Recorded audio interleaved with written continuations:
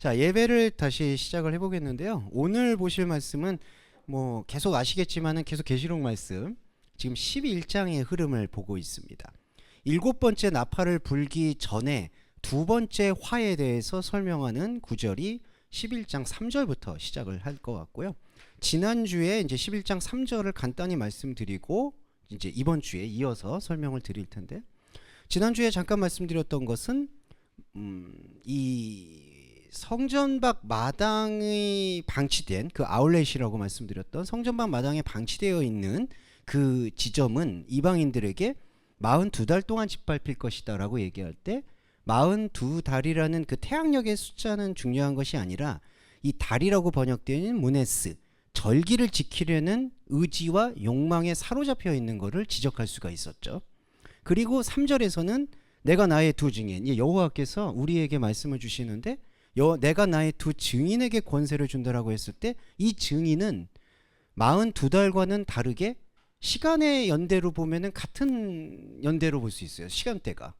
왜냐하면 42달과 1260일은 시간적으로 환산하면 동일한 날인데 뭐가 다르냐? 바로 달이라고 번역되어 있는 무나스, 절기로 얽매여 있는 것을 헤메라, 날이라는 개념으로 풀어서 설명하는 것, 풀어서 인식하는 것. 그러니까 우리에게 견고하게 묶여 있었던 이방의 습성과 전통을 깨고 하나님의 전통과 생명을 받아들이는 행위가 바로 1260일의 예언이라고 할 수가 있습니다.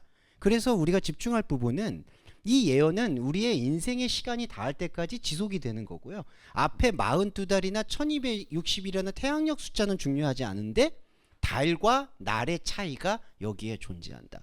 그러니까 사실은 종교와 신앙의 차이는 여기에서 극명하게 갈린다고 할 수가 있죠. 종교적인 의지는 달로 표현이 되고 우리가 가지고 있는 하나님과의 교감은 날로 표현이 된다. 이게 바로 42달과 1260일의 계시록에서 말하는 차이라고 말씀드릴 수 있겠어요. 그리고 이제 4절에서 내가 이 땅에 주 앞에 섰는 감람나무와 두 촛대 증인을 이렇게 표현합니다. 엘라이아 감람나무, 그 다음에 리크나이 등대라고 표현을 하는데, 감람나무와 등대가 갖고 있는 것은 그 의미를 추적할 필요가 있는데, 첫 번째로의 의미는 감람나무와 등대라는 것은 모두 녹아내린다라는 의미를 갖고 있습니다. 플로이드, 그러니까 녹아내린다. 왜냐하면 등대라는 것도 불을 켜는 장치거든요. 불은 녹습니다. 이 녹는다는 표현이 바로 우리의 세계 안으로 스며든다라는 표현을 갖고 있는 거고요. 그 다음에 감람나무라는 것도 이 올리브 기름에서 유래를 했는데, 그때 당시에 이 감람나무가 유대 사회에서는 많은 종교적인 상징으로도 쓰였지만 그 종교적인 상징을 추적해 보면 바로 기름이 부어지는 상태, 녹아 내려가는 상태라는 것이 의미의 본질로 이제 추출이 될 필요가 있어요. 그러니까 증인의 움직임 속에서 감람나무와 촛대라는 것은 모두 녹아 내려간다라는 뜻이고, 이 듀오라는 둘이라는 의미는 어떤 의미로 봐야 되느냐? 특정한 두 가지 대상으로 볼 것이 아니라 바로 하나님이 보내신 그리스도와 그 그리스도와 연합되어진 나를 뜻한다고 볼 수가 있겠습니다. 이때 둘이라는 것은 바로 이걸 상호작용이라고 설명하거든요. 우리가 신앙생활을 할 때 가장 중요한 것의 바탕은 하나님과 나와의 교감입니다. 거듭 말씀드리지만은 이게 이기주의가 아닌 것이 나라는 존재가 주체성이라고 할 수 있죠. 나라는 존재가 하나님 앞에서 깨어지는 것이 우선순위가 되어야 된다는 거예요. 타인의 문제와 타인의 관계는 나라는 주체성이 세워지는 그 하나님과 나와의 관계 회복에서부터 비롯된다고 볼 수가 있겠습니다.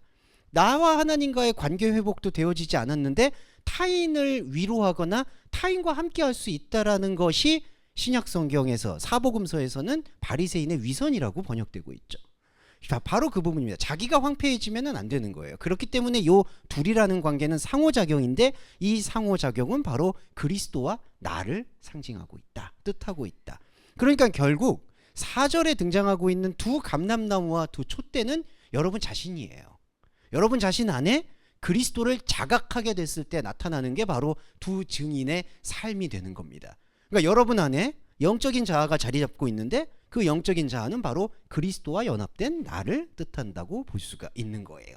그러니까 이게 이제 혹세무민하는 약간 이단이라고 불리워지는 단체라든지 사입이라든지 그게 아니더라도 이것을 대상화시켜서 어떤 나중에 특정한 인물이 올 것이다라고 얘기하는 것은 모두 사기라고 보셔야 됩니다. 왜냐하면 문학적으로도 그게 맞지가 않아요. 여기서 듀오라는 걸 쓴다는 의미 자체도 어떤 특정 대상을 염두에 두는 그 특정한 그 일반 명사를 뜻하는 게 아닙니다. 고유 명사가 아니라 보통 명사 개념의 보통 수요로 이해하시면 되겠습니다.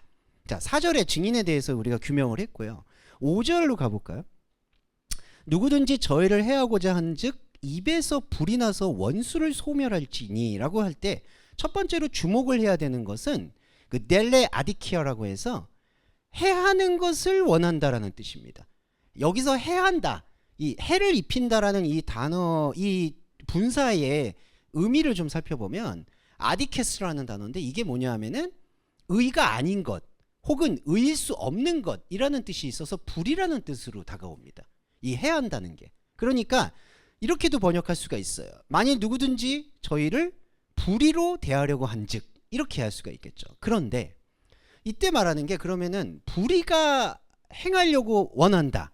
그러면은 이 불의가 행한다고 원하는 것은 불법을 자행한다는 얘기인 거냐? 조금 더 근본적으로 불의를 극복해서 의를 세우려고 하는 바로 그 이분법이 이 해하려는 충동이라는 거예요. 그러니까 이해하시겠죠? 지난번에도 잠깐 말씀을 드렸지만 저희를 해하려고 한다는 게 이렇게 훼손한다 이 뜻만이 있는 게 아니고, 그리고 또 하나 불의로 상관하려 하나 이 뜻만 있는 게 아니고 그 불의를 극복해서 의로움을 세우려고 한다라는 것도 이 해하려고 한다라는 단어의 의미 안에 들어가 있다는 겁니다. 그러니까 이건 뭐냐 하면 증인인 나와 그리스도를 우리들이 생각하는 인간의 기준에서 생각하는 의와 불의의 잣대로 너는 불의하고 너는 의롭다라고 판단하고 심판하는 모든 태도가 저희를 해하려고 원한다라는 태도라는 거예요. 그러니까 저 사람을 불의로 규정하고 나를 의롭다라고 세우는 것도 이 해한다라는 의미 안에 포함된다는 거죠. 그렇게 되면 어떻게 되냐 하면 저희 입에서 불이 나와서 원수를 소멸한다고 표현하는데 이때 원수가 뭐냐? 이때 에크로드로스가 뭐냐? 바로 우리 안에는 증인의 모습이 있잖아요. 우리의 내면에는 하나님과 교감하는 증인의 모습이 있습니다. 그리고 이 증인은 선과 악으로 인해서 판단받는 것이 아닌 생명의 관계에 집중하고 있어요. 그런데 우리 안에 있는 또 다른 자아들은 생명의 관계에 집중하는 것이 아니라 생명이 아닌 의와 불의를 세우려고 하는 심판과 판단에 굶주려 있는 것을 볼 수가 있습니다. 이게 옳고 그름, 맞고 틀림, 높고 낮음, 많이 갖고 적게 갖고 이 모든 불평등한 것을 우리 인간의 의지로 개선을 하려고 하는 충동의 전부를 말하는 거예요. 그러니까 이게 바로 선악과적인 선악 구조라고 볼 수가 있는데 이 선악 구조가 바로 에크드란 원수입니다. 그래서 예수님이 원수를 사랑하라고 얘기한다는 이 논법이 뭐냐면 이 아까 감람나무와 촛대라는 게 녹아내린다는 뜻이잖아요. 뭐가 녹아내리느냐? 뭐가 기름진 까닭에 멍에가 부러지는 거냐? 우리가 세워놓은 의와 불의의 기준이 허물어지고 녹아내리는 것이 바로 증인의 삶이라는 거예요. 그러니까 그 증인의 삶은 해하는 게 아니죠. 의와 불의함으로 판단하는 기준을 넘어서서 하나님과의 교감을 이루어지는 겁니다. 그런데 그 하나님과의 교감이 이루어지지 못하게 되는 상태가 바로 그 원수의 상태라는 거예요.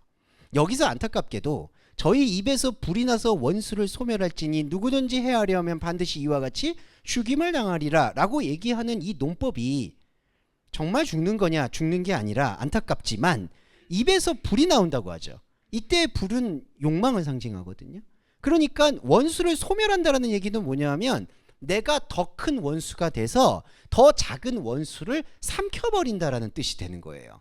그러니까 잘 보시면 두 증인은 잘 보세요. 우리 안에 이제 두 증인이 영적인 자아로 자리를 잡고 있는데 그 영적인 자아로 자리를 잡고 있는 증인은 바로 해하거나 해하지 않거나 하고는 상관없이 하나님과 생명으로 가고 있는 거예요. 그런데 하나님과 생명으로 가고 있는 나에 집중하지 못하고 의와 불의로 모든 것들을 판단하고 거기 안에서 의를 세우려고 하고 있는 그 상황 속에서는 더 큰 의, 이때는 의가 사실은 하나님 의가 아니죠. 사람이 생각하는 더 큰 의가 상대적으로 불의로운 것을 삼킨다는 뜻입니다.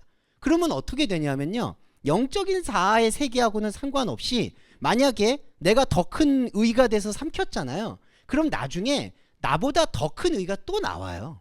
예, 그러면 나는 또 상대적으로 악이 됩니다. 선악구조라는 게 뭐냐면은 내가 어느 순간 선의 의지를 발동해서 선을 회복했다라고 획득했다라고 믿는데 그 선보다 더 높은 가치가 들어왔다는 거예요. 그래서 그 비교 가치를 통해서 더 내가 악이 되는 거예요. 그러니까 선과 악이 상대적인 게 되는 거죠. 그래서 여기 보시면은 불이 원수를 삼킨다라는 거는 긍정적인 게 아니고, 원수를 삼키고 나면은 그가 원수를 삼킨 그 사람, 그 대상이 또 다른 원수가 되는 거예요. 그래서 이 원수의 세계는 더 확장이 되는 겁니다. 그래서 여기 보시면은 누구든지 해하려 하면 반드시 이와 같이 죽임을 당할 것이다 라는 것은 바로 하나님의 말씀 죽음을 얘기하는 게 아니라 인간이 갖고 있는 삶의 모순을 뜻하고 있는 겁니다. 5절에서. 자, 그래서 5절에서의 핵심은 의로움을 추구하려고 하는 그 충동이 우리로 하여금 원수를 불러일으키고 그 원수보다 더 큰 원수로 인해서 원수가 원수를 싸우게 하는, 서로가 서로를 죽이게 하는 판이 일어날 수밖에 없다는 것을 설명하는 거예요. 이게 일반적인 흐름으로 보면은 증인이 있는데 증인을 누군가가 건드리려고 하면은 증인의 입에서 불이 나와서 저 원수들을 다 소멸한다라고 볼 수가 있는데, 그런 어떤 이기거나 나타내는 그런 싸움을 얘기하는 게 아니라 원수들의 판을 설명하고 있다는 거예요. 하나님의 생명을 보고 있는 나와 생명이 아닌 것과 움직이고 있는 그 두 궤적에 대해서 설명을 하고 있다라는 게 5절의 설명입니다. 자, 6절을 볼게요. 그들이 6절에 저희라고 되어 있는데 그들은 증인입니다. 두 증인이 권세를 가졌는데, 자, 엑수시안 권세를 가졌는데 그 권세의 기능이 뭐냐면요, 클라이오스 우라논, 하늘을 닫는 거고요. 그리고 하늘을 닫는 상태에서 예언하는 거예요. 하늘을 닫았다라는 얘기는 뭐냐면 하늘을 잠궜다는 얘기인데, 이 하늘이 영적인 하늘을 뜻하고 있고, 이 영적인 하늘이 하나님과 없이 원수들로 인해서 죽고 죽이는 그 프레임, 그 판에 놀아나지 않도록 하늘을 온전히 보존하는 상태를 바로 클레이오스 우라논, 하늘을 잠그는 상태를 뜻하는 겁니다. 그러니까 두 증인이 증거를 나타낸다라는 증거의 활동, 곧 생명 활동은 뭐냐면은 하늘을 세속과 세상과 현상으로부터 닫아버리는 거예요. 그래서 이게 어떻게 보면 첫 번째 입장에서는 되게 당혹스러울 수 있는데, 그러면은 세상은, 난도 세상을 살고 있는데 세상을 살고 있는 그럼 나는 또 어떻게 하지? 라고 하는 건데, 이 하나님과의 교감에서의 과정은 먼저는 거룩이라는 게 완전한 분리예요. 우리가 살고 있는 현상 세계와 첫 번째로는 완전한 분리를 경험해야 돼요. 두 번째로는 그 완전한 분리를 경험해서 내가 가지고 있었던 진짜 내가 무엇인지를 자각해야 돼요. 이게 바로 그리스도와 연합되어 있는 연합의 눈뜸이에요. 이게 바울이 이제 갱신할 때 나타내는 고백이에요. 그리고 세 번째는 그렇게 진짜 나를 회복하고 난 다음에 다시 바라보는 세상이라는 거죠. 그러니까 지금 여기서 증인의 예언 행위는 세상에서 어떤 답과 솔루션을 주는 게 아니라 하늘을 닫는데 움직이고 있다는 겁니다. 이게 상당히 아주 역동적으로 일어나고 있다는 거예요. 이게 바로 예언 활동의 핵심이고 증인이 갖고 있는 권세의 가장 핵심인 거예요. 하늘을 닫는 거예요. 하늘과, 그리고 하늘과 반대되는 원수들의 세상과 땅과 분리시키는 행동이 바로 예언입니다. 자, 이 예언이 이루어지는 동안에는 보시면 비가 오지 못하게 하고, 권세를 가지고 물을 변하여 피가 되게 하고, 원하는 대로 여러 가지 재앙으로 땅을 친다라고 되어 있습니다. 이 말씀을 잘 묵상을 해주셔야 되는데, 자, 증인의 예언은 하늘에 대해서 향하고 있어요. 그런데 증인의 예언이 하늘을 향하고 있기 때문에 우리가 진짜 증인의 삶에, 증인의 말씀의 삶에 지금 흡수가 됐다라고 했을 때 잘 아시겠지만 여러분, 우리는 영적인 자아도 존재하고 있지만 지금 현상을 보고 있는 나의 혼적인 자아도 존재하고 있거든요. 그러면 이 혼적인 자아가 정말 진리의 말씀에 눈을 뜨게 될 때 내가 바라보고 있는 현상에 대해서 이걸 어떻게 바라봐야 될 것인가를 명확하게 드러내는 게, 아, 비가 내리지가 않는구나라는 걸 첫 번째 깨달아요. 비가 내린다라는 거는 홍수와 재난을 제외한다라면은 바로 생산행위를 뜻합니다. 하늘에서 비가 내려서 지금도 가뭄 때문에 되게 어려웠고 산불이 많았는데 비가 오니까 되게 단비가 내렸다라고 상징을 하잖아요. 그리고 기우제를 드리기도 하죠. 하늘에서 비가 내린다라는 얘기는 인간이 삶을 살아가는데 뭔가 열매와 소출을 맺을 수 있는 최소한의 생산 활동을 뜻해요. 그런데 예언을 하는 동안에는 권세를 가지고 비가 내리지 못하게 한다? 그 얘기는 뭐냐면 하나님의 하늘이 닫혀있는 영적 자아의 생명 순환은 이 땅이 가질 수 있는 생명의 어떤 현상적인 생명과 상관이 없다는 것을 선포하는 행위가 되는 겁니다. 이게 참 역설적이지만 우리가 받아들일 필요가 있는 게 하나님의 증인의 예언은 우리가 살고 있는 이 현상에서의 움직임과 접점이 없다는 얘기예요. 비가 내리지 않는다는 얘기입니다. 또 하나, 권세를 가지고 물을 변하여 피가 되게 한다라고 하죠. 물이 피가 되는 게 출애굽 재앙에서 이제 유추해서 요한계시록에서 기록 올렸는데, 물이 피가 된다는 건 아까 비가 내리는 것과 똑같은 거예요. 물은 강을 뜻하는데 강에서 물도 기록 올리고 그 다음에 쌀도 씻고 여러 가지 활동을 한다는 거죠. 그러니까 강은 사람이 살 수 있는 어떤 터전을 말해요. 그래서 중동 지방에서도 강이 모인 곳으로 문명이 발전하잖아요. 강은 생명의 문명과 순환을 뜻해요. 현상적인. 근데 그게 피로 변한다는 거는 이게 못 쓸게 됐다는 뜻이에요. 쓸모가 없어졌다는 뜻입니다. 그러니까 자, 이걸 우리한테 주시는 말씀의 목적이 뭐냐 하면, 우리가 자꾸 현상적인 세계와 현상적인 문제의 해결을 위해서 하늘이라고 일컬어지는 우리의 종교적인 감각을 계속해서 끌어다가 쓰고 있다는 거예요. 이거를 분리시키는 과정을 지금 요한계시록에서는 증인의 본질이라고 설명하고 있는 겁니다. 그러니까 이게 완전히 거꾸로 되면 안 되죠. 증인이 권세를 받아서 하늘에서 있었던 권세를 땅에다가 막 피를 변하게 만들고 막 무너뜨리고 해서 이 세상을 겁박하고 겁을 줘서 하나님을 믿게 한다라는 그러한 계시록적인 사상은 이 진짜 하나님이 말씀하시는 계시록 사상과는 정반대의 원수 행위가 되는 거예요. 그래서 여기 보시면은 하나님께서 말씀하시는 두 증인의 예언은 하늘을 닫아버리는 예언인 거예요. 그리고 하늘을 닫아버리고 난 다음에 이 현상 세계에서는 아무 하나님에 대한 영적인 예언이 현상 세계에서는 쓸모가 없다, 무용하다라는 것을 선포하는 행위가 되는 겁니다. 그리고 보시면 되게 아이러니한 것은 원하는 대로 재앙을 친다. 이게 원하는 대로라는데 주목해 주시면, 자, 델레소신이에요. 그들이 원한다라고 합니다. 그런데 여기서 말하는 그들이 원한다라는 3인칭 복수가 두 증인을 지금 얘기하고 있는 게 아니라, 앞에서 보시면 5절 보시죠. 저희를 해하고자 하는 누구든지가 나와요. 이때 누구든지. 이게 우리 안에서 의와 불이라는 현상적 기준으로 사람을 판단하고 심판하는 내 육적인 자아를 얘기하고 있다는 거죠. 그러니까 여기 보세요. 아무 때든지 원한다라고 했을 때 이 원하는 사람들은 증인을 얘기하는 게 아니라, 아까도 해하기를 원한다고 하잖아요.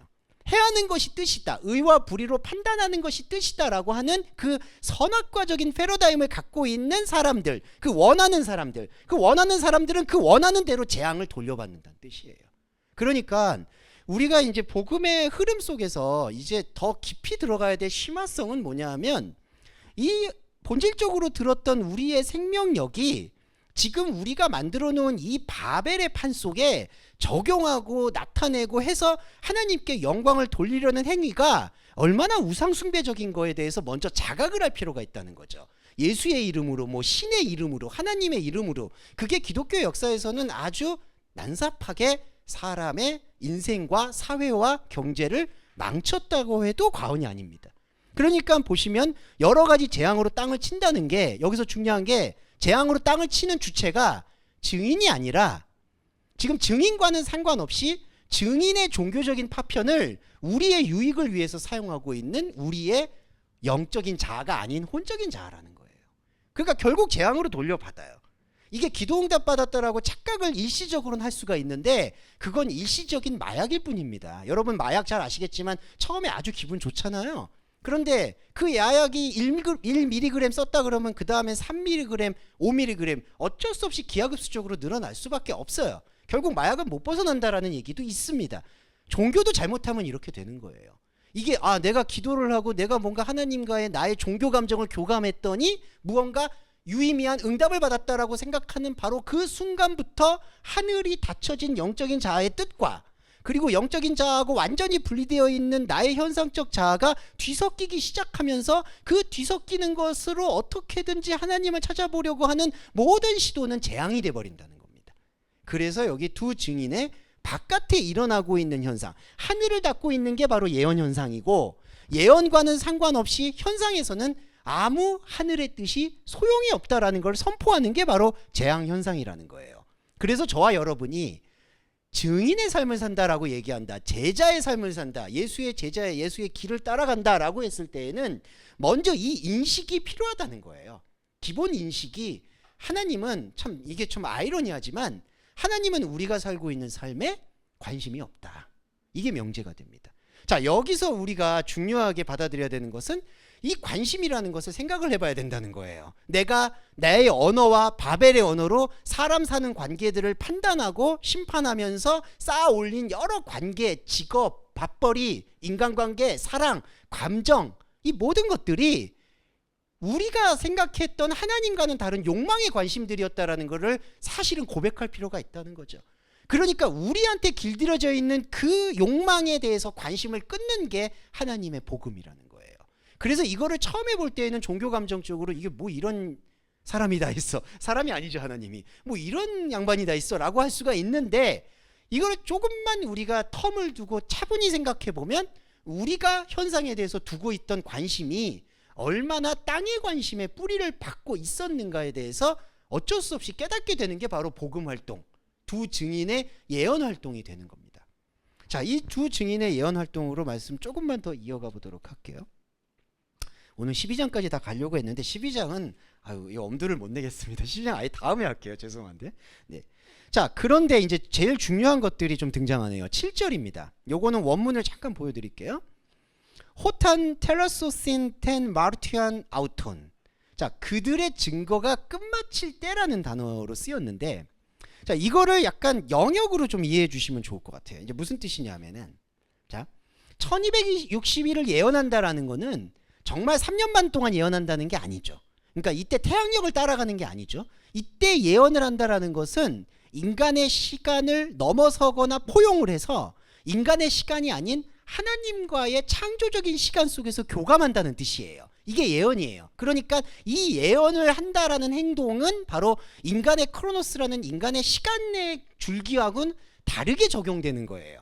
자, 그러니까 예언이라는 것은 이미 예언이라는 프로페테스가 들어왔을 때는 사람의 시간에 구애를 받는 게 아니라는 거죠. 그러면 그런 것들을 염두로 뒀을 때 여기서 증거가 곧 예언인데, 저희가 증거를 마칠 때라는 거는 정말 인간의 약간 옛날에 그 뭐 전천년설, 후천년설 이런 거 들어보신 적 있잖아요. 뭐 이렇게 하다가 예언이 마치면 이렇게 되고, 증거를 마친다라는 거는 증거를 실제로 이렇게 마치고 그 다음에 무적행에서 들어왔다, 이런 이 직선을 얘기하는 게 아니라 증거의 바깥을 얘기한다는 겁니다.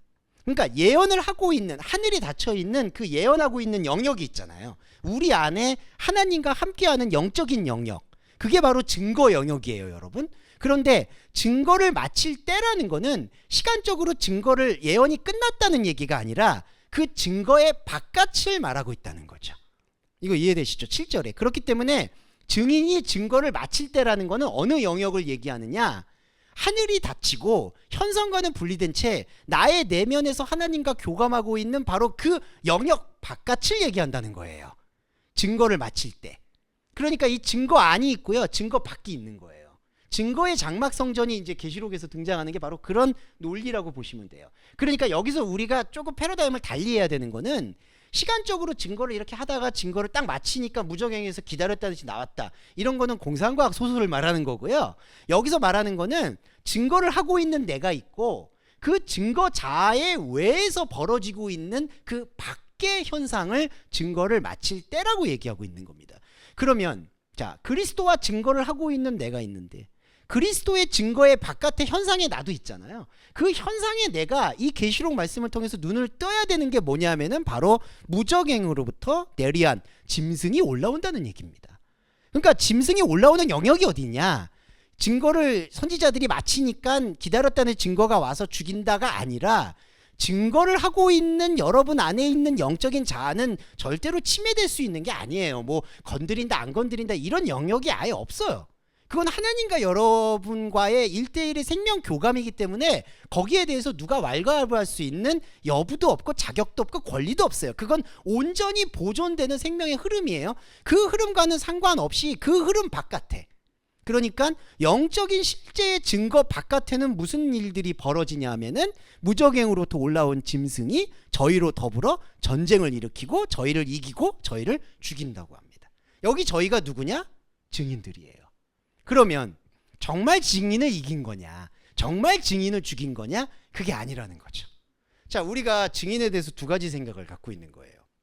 하나는 하늘이 닫혀진 예언을 하고 있는, 그러니까 세상과 삶에서는 아무 쓰임새가 없지만 하나님과 사랑할 수 있는 그 에덴의 동산이라고 일컬어지는 생명의 코아, 생명의 중심, 예, 거기에요. 그게 증인이에요. 그 증인은 하나님과 나의 연합이기 때문에 죽는 것과 산다는 이런 영역의 구분이 없어요. 그냥 생명으로 가는 거예요.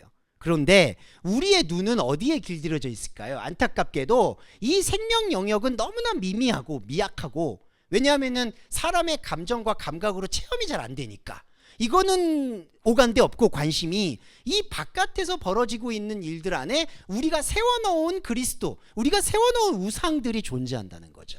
그러니까 기독교 안에는 그리스도가 우상일 수 있겠고, 기독교 바깥에는 자기들이 세우는 가치관이라는 게 있잖아요. 신념, 가치관, 이데올로기, 뭐 그 돈이 될 수도 있고 명예가 될 수도 있고 아니면은 나에게 속한 조직이 될 수도 있고 아니면 내가 믿는 윤리가 될 수도 있고, 자, 그런 모든 것들이 그리스도예요. 솔직히 하나님이 아닌 그리스도. 그러면 그 그리스도가 증인이거든요. 그 증인은 여러분 무적행으로부터 짐승한테 속수무책으로 죽어요. 그래서 여기 보시면 8절에 그들 증인의 시체가 큰 성 길에 있으리니 그 영은 영적으로 하면 소돔이라고 하고 애굽이라고 하니 주께서 십자가에 못 박히신 곳이다 라고 선포가 되는 거예요. 자, 이 9절 8절도 중요합니다. 뭐 안 중요한 구절이 없겠냐마는, 네, 영적으로 하면 소돔이고 애굽이다. 왜냐하면 왜 영적이라는 표현을 했냐면은 소돔과 애굽이라는 것이 구약에서 대표적으로 우상을 숭배할 수 있는 이 가능태, 우리 안에 아주 쉽게 휩쓸릴 수 있는 터전을 소돔과 애굽이라고 얘기합니다. 자, 여기서 약간 복잡하지만 하나만 더 설명드릴게요. 우리는 소돔과 애굽을 떠나고 벗어나야 된다라는 걸로 생각을 해요. 여러분, 소돔에서 벗어나야 됩니다. 애굽에서 벗어나야 됩니다. 그런데 이거를 영적으로 하면 소돔이라고 하고 애굽이라고 했던 이유는 뭐냐면, 깊이 들어가 보면 그 소돔에서 벗어나려고 하는 행위, 애굽에서 벗어나려고 하는 그 행위도 애굽이고 소돔이 돼요.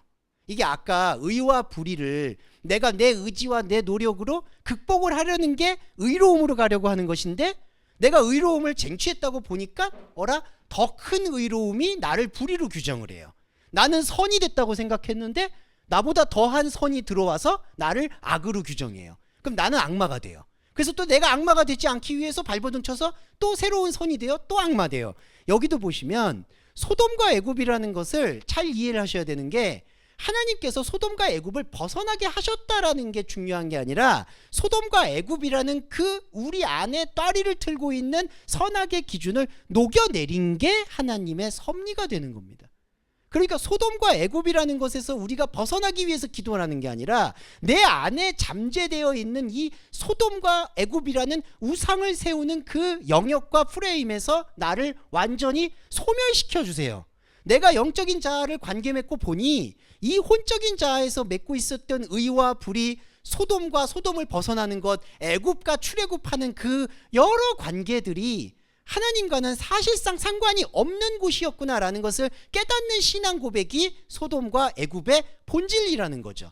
그러니까 이게 종이 한 장 차이인데 너무나 미묘한 게, 내가 소돔과 애굽에서 벗어날 수 있도록 하나님 도와주세요라고 기도하는 게 안타깝지만 종교적 기도가 돼버리는 거고, 내가 소돔과 애굽이라는 그러한 인간의 판단 기준을 내려놓고 당신의 판단 기준, 당신의 생명의 기준 안으로 이월되게 해주세요, 유월되게 해주세요라고 생각하고 인식하는 그 기도가 바로 소돔과 애굽을 녹여내릴 수 있는, 그래서 결과적으로는 소돔이라는 인식, 우상이라는 인식에서 완전히 벗어날 수 있는 진정한 자유로 인도해 줄 수 있다는 것이죠.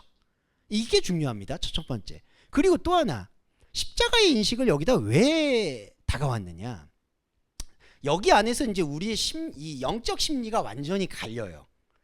자, 소돔과 애굽을 벗어나야 된다라는 그 가치관으로 여전히 생각하고 있을 때에는 십자가를 뭘로 생각하냐면요, 이 소돔과 애굽으로부터 우리를 벗어나기 위해서 우리 주님께서 십자가에 못 박혔다라고 인식을 합니다. 자, 이런 거를 좀 용어를 써서 죄송한데 이게 가학적 인식, 피학적 인식이라고 해요. 그러니까 스스로 자기를 비하하는 게 돼요. 이게 무슨 뜻이냐면, 자, 소돔과 애굽으로 우리의 전제가 뭐냐면 소돔과 애굽에서 벗어나야 된다라는 그 종교적 전제를 갖고 있거든요. 이게 구약을 관통하고 있는 전제예요. 그래서 그 전제를 벗어나려고 계속 제사를 드린다든가 여호와를 찾는다든가 이래버리거든요.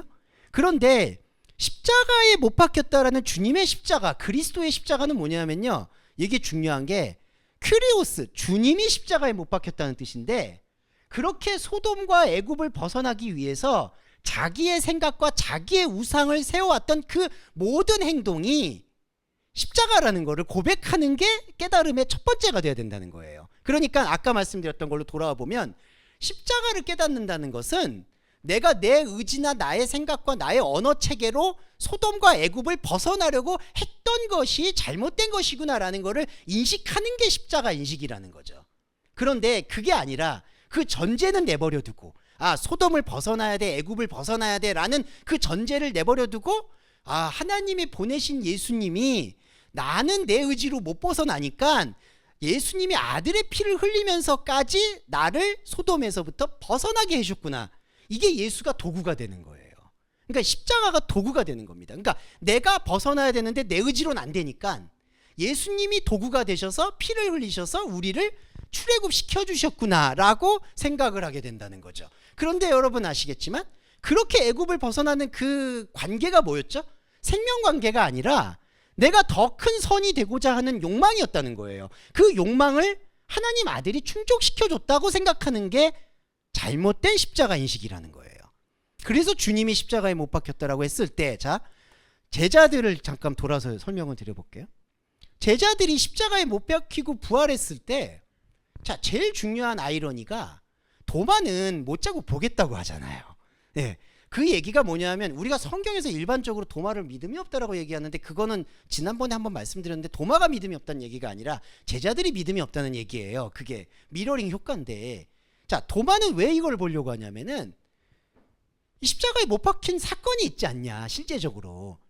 그 십자가에 못 박혔던 사람이 부활하는지 나는 보고 싶다는 거예요. 근데 제자들은 그걸 안 보려고 해요. 왜 안 보려고 할까요?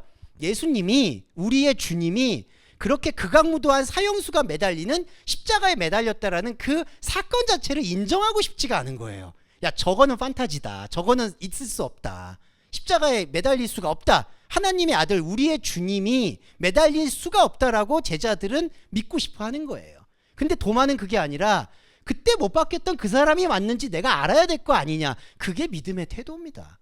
그러니까 여기서도요, 주님이 십자가에 못 박혔다고 했을 때 우리가 이거를 잘못 인식하게 되면은 애굽과 소돔에서부터 벗어나기 위해서 하나님의 아들조차 십자가에 피를 흘릴 정도였다라고 믿게 된다면 우리 안에서 이 피학적인 게 뭐냐, 피학, 내가 당하고 자책하거든요. 이게 뭐가 무의식에 쌓이느냐, 여러분 잘 아시겠지만 내 죄가 얼마나 크길래 하나님이 아들까지 보내서 십자가에 매달려서 피를 쏟게 만들었을까라는 생각이 여러분의 잠재의식 속에 완전히 스며들어 버리는 거예요. 그래서 그 스며들어 버리는 거를 온전히 탈피하려고 발버둥 치는 게 구원파적이라는 거예요. 하나님이 내 죄를 한 번에 사해 주셨으니까 죄 지어도 돼. 근데 여러분, 성경에서 말하는 죄는 존재론을 얘기하는 거지 자범죄를 얘기하는 게 아니잖아요. 자, 여기서 제가 말씀드릴 수 있는 것은 주님이 십자가에 못 박혔다라는 바로 이 선포는 소돔과 애굽으로부터 벗어나려는 생각조차 완전히 녹아내려지는 것이 바로 우리 의지의 십자가다. 그래서 예수님이 누구든지 자기 십자가를 지고 나를 따라오라는 그 자기 십자가는 현상적인 고난을 감당하라는 얘기가 우선이 아니에요. 현상은 그냥 현상으로 사는 겁니다. 되게 냉정하지만 이건 중요한 거예요. 그리고 우리가 집중해야 되는 것은 무엇이냐? 바로 의와 불의, 소돔 벗어나는 것, 출애굽, 이런 모든 충동들의 종교적인 감정으로 예수 그리스도를 끌어당기지 않는 완전히 소멸된 하나님의 영적 지점을 확보하는 게 말씀이고, 그 말씀을 저는 이미지적으로 가장 정확하게 얘기하는 게 계시록이다라고 확신할 수밖에 없는 거예요.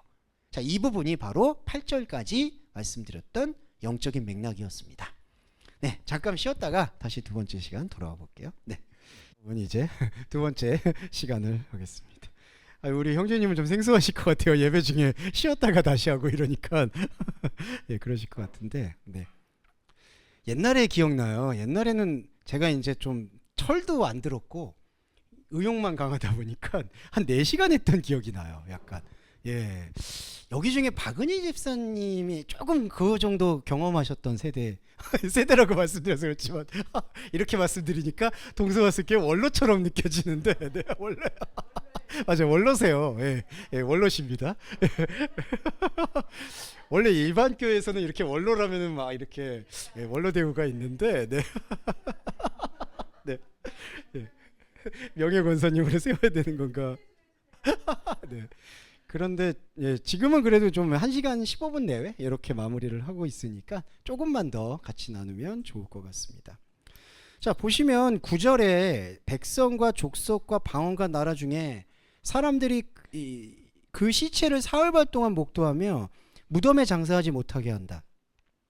두 선지자가 땅에 거하는 자들을 괴롭게 한 거로 땅에 거하는 자들이 저희의 죽음을 즐거워하고 기뻐하여 서로 예물을 보낸다 라고 표현을 합니다. 자, 9절과 10절의 인식에 대해서 설명을 드릴게요.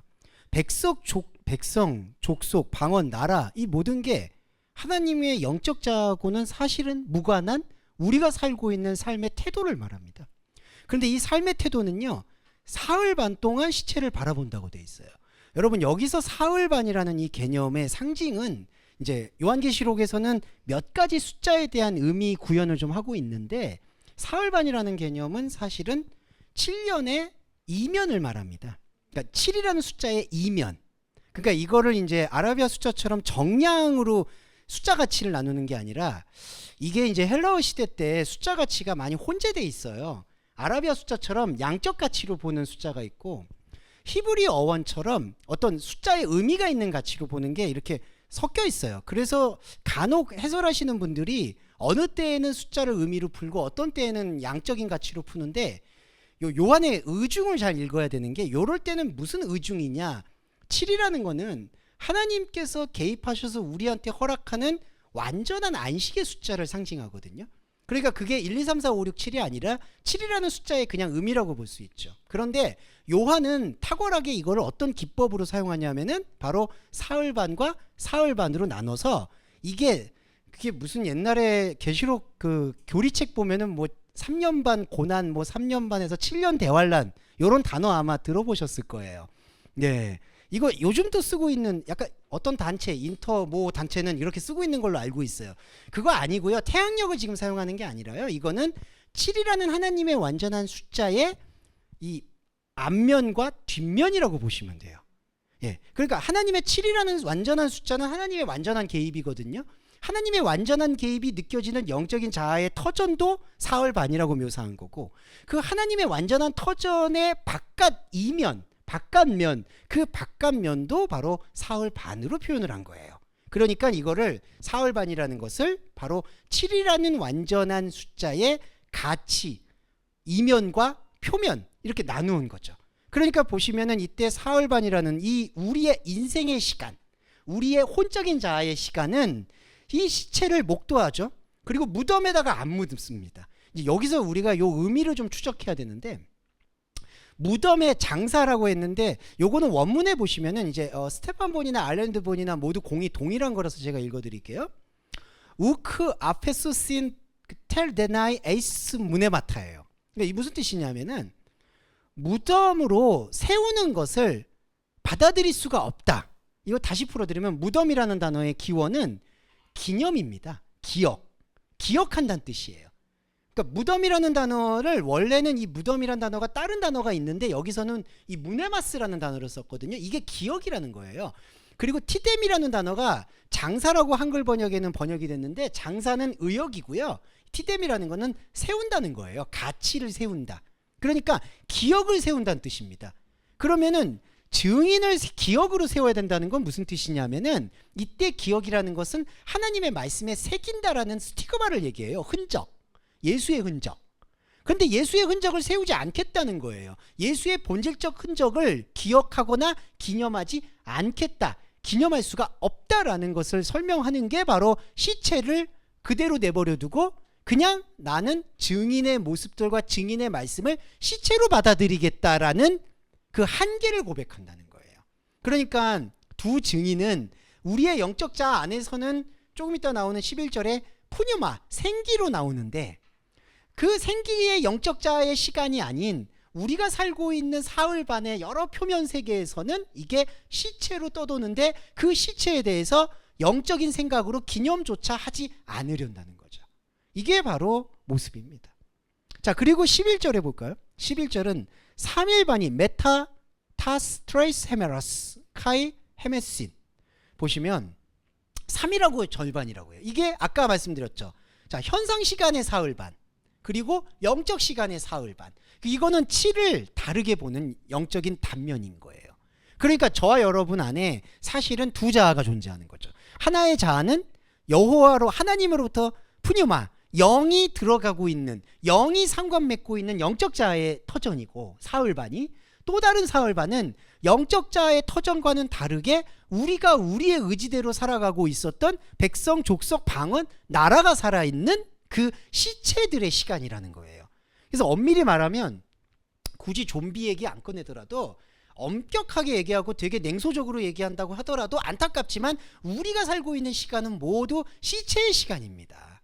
사실은 이거는 시체보다도 못하죠. 이게 죄송한 말인데 이게 사는 거라고 할 수가 진짜 죄송해요. 제가 저보다 연배가 높으신 분들 앞에서 감히 이런 얘기를 드려서 정말 죄송한데, 네, 그리고 앞으로 자라나실 지금 우리 교회 지금 고3 이제 대학교 입시를 준비하셔야 되는데 자꾸 이런 얘기해서 죄송한데 시체만도 못하다 이런 얘기하면 좀 그런데, 근데 여러분 우리가 인정할 건 인정해야 돼요. 우리가 가지고 있는 이 삶의 여러 가지 뒤엉킴들은 우리가 사실은 정말 저와 여러분들이 정말 선한 사람들이기 때문에 선한 감정을 끌어올려서 살아가는 것뿐이지 조금만 냉정히 들여다보면은 시체만도 못합니다. 시체는 그냥 쓰러져 있기라도 하죠.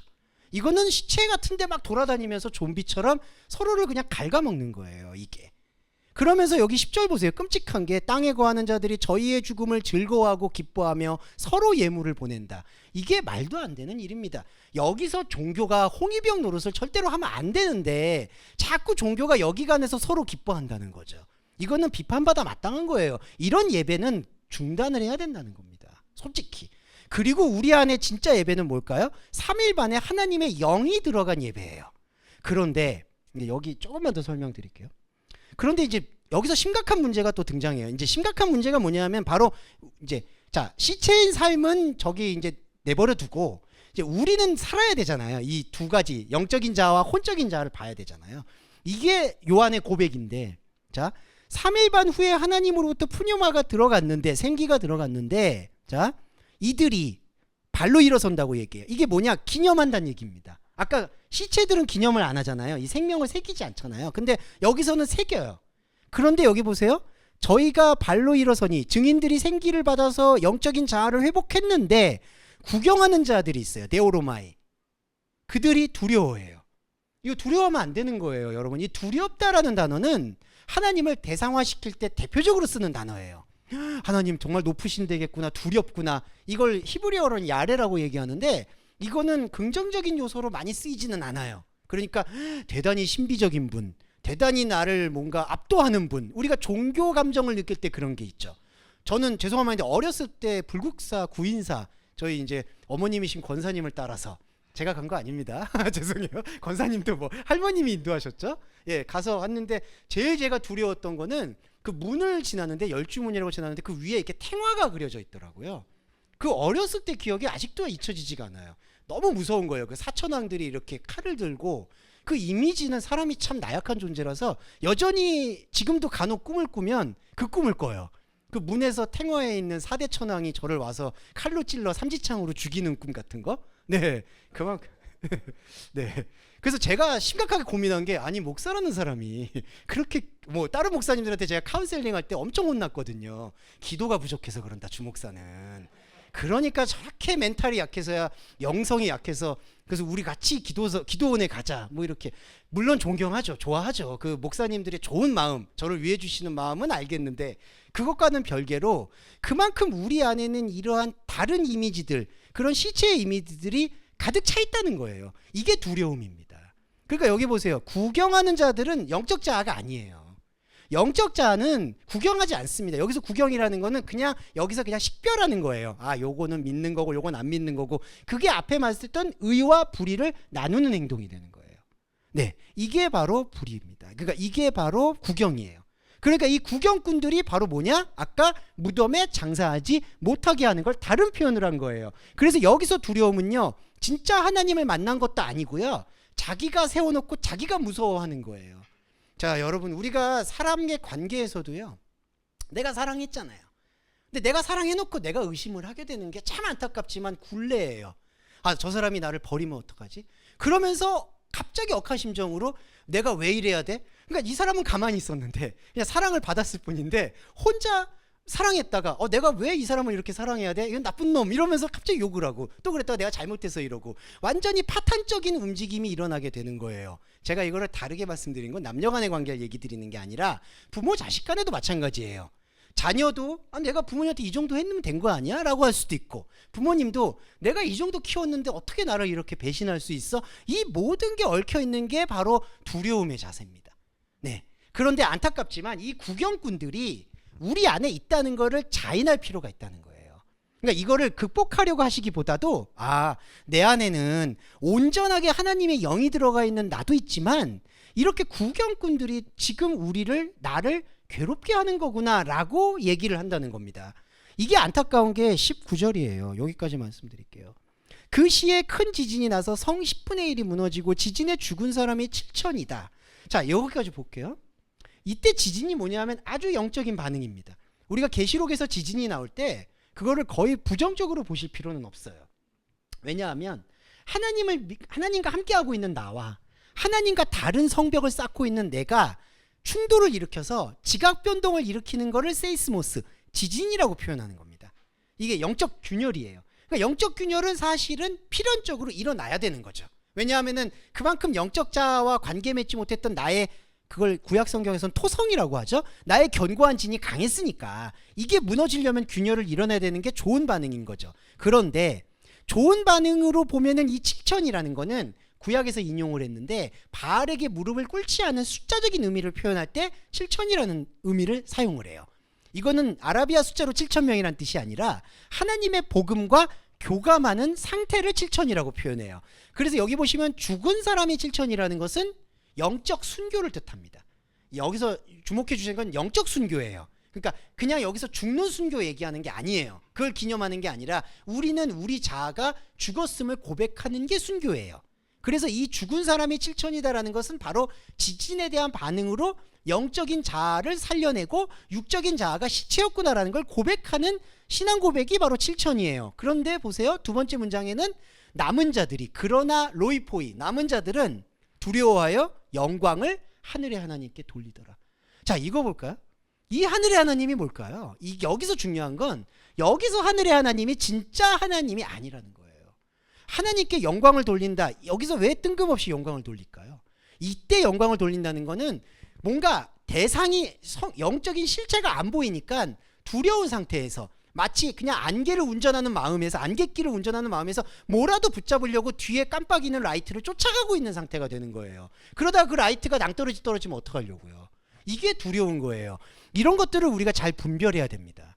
두려워하여 영광을 하나님께 돌렸다. 여기서 핵심은 두려움이거든요.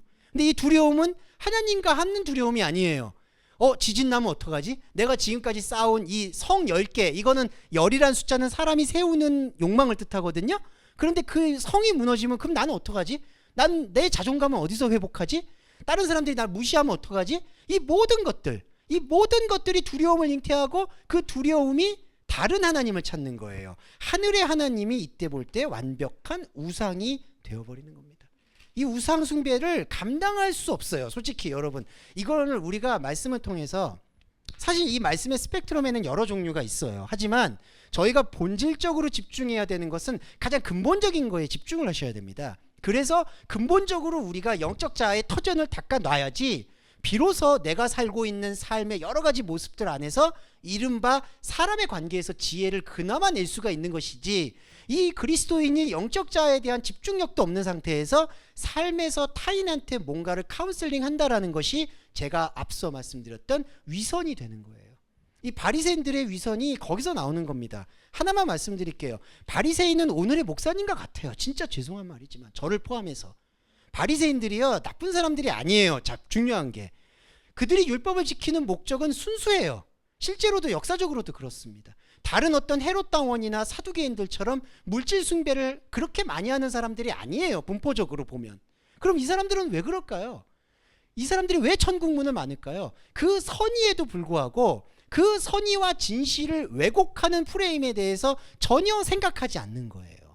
기독교인은요 착한 마음을 강조하는 종교가 아닙니다. 여러분, 착한 마음은 그냥 저기 법륜스님 거 들으면 돼요. 여러분, 법륜스님의 증문즉서를 들으시면 인생의 해결은 거의 나온다고 볼 수 있겠어요.